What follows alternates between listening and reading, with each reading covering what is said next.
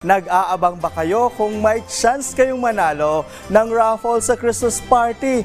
Alamin natin kung sino-sino ang may good fortune this Monday mula sa ating resident Fongsoy expert na si Master Hans Kua dito lang sa Hangsabe. Rise and shine, mga ka-RSP! Siyam na araw na lang at Pasko na. Umpisa na rin ang simbang gabi. Kaya eto na po ang gabay, patnubay, palala at prediksyon ni Master Hans Kua ngayong December 16, 2024. Simulan natin sa mga pinanganak ng Year of the Rata. Avoid, iwasan ang conflict by all means. At huwag masyadong mataray. At huwag din na mayabang. Baka mauwi lang ito sa physical na conflict. At demandahan, ayaw natin mga papasko pa. Focus na lang sa mga deadline, lalo na kung nais magbakasyon sa mga holidays. Yellow at 4 ang swerte kay Year of the Rat. Punta naman tayo sa mga pinanganak ng Year of the Ox. Keep an open mind and heart sa mga legally single at unattached dahil may darating na new romantic prospects. Magpag-ibig you will enjoy the companionship at magsisilbi itong positive outlook sa iyong buhay. Kahit na may edad, kayang-kaya yan Green at 7 ang swerte kay Year of the Ox. Para naman sa mga pinanganak ng Year of the Tiger, if you're trying to lose weight, lalo na pag magpasko na ngayon holiday, kaliwat ka ng Christmas party, mag-exercise araw-araw tulad ng paglalakad, magpapawis everyday, kahit limited o maliit na oras, konting oras lang, ay dapat may gym o may physical exercise. Iwasan din ang process ng mga pagkain at iwasan na po ang mga sodas o mga sugary drinks mo. Magenta at 3 ang swerte kay Year of the Tiger. Sa mga rabbit naman financial stability is within the reach na kung hindi mag-over budget. Naku!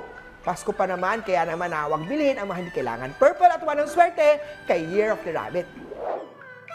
Kay Drago naman tayo, magiging maabilidad sa buhay. Kung hindi mo afford, hanap-hanap muna ng paraan para makabili ng murang brand or klase na hindi nagsasacrifice ang quality. Pink at 6 ang swerte kay Year of the Dragon. Eto naman! Sa Year of the Snake, magkakaroon ka ng reward. Ang lahat ng iyong hardship o pinaghirapan, kaya tuloy-tuloy ang effort mapapansin din ang skills at talent mo sa workplace. At maaari din isang mentor or trainer sa newbies sa trabaho ang tutulong. Beige at 8 ang swerte ngayong araw sa Year of the Snake. Sa mga pinanganak ng Year of the Horse, commitment din sa kalusugan goals o health goals tulad ng pag-ibig. Don't cheat and be consistent sa mga regimen para makuha ang result na ninanais. Orange at 2 ang swerte kay Year of the Horsey.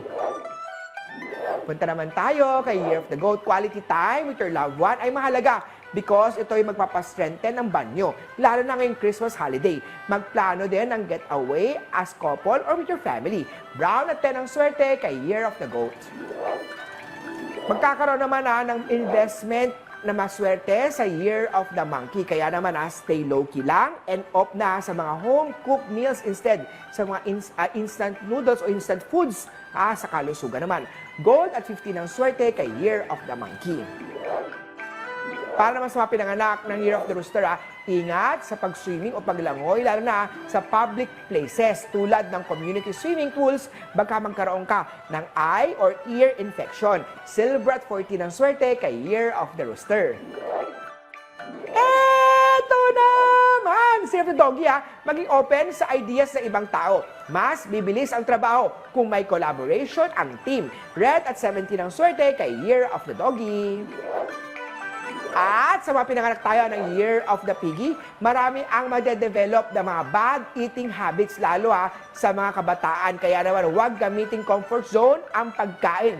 Galaw-galaw at eat healthy. Aqua at 5 ang swerte kay Year of the Piggy. Muli po ito po yung mga gabay, patnubay, palala at prediksyon lamang ni Master Hans Kua. Nasa inyong mga kamay, nasa lalay pa rin ang inyong tagumpay. Kaya always be positive at i-claim ang mga swerte, mga ka-RSP!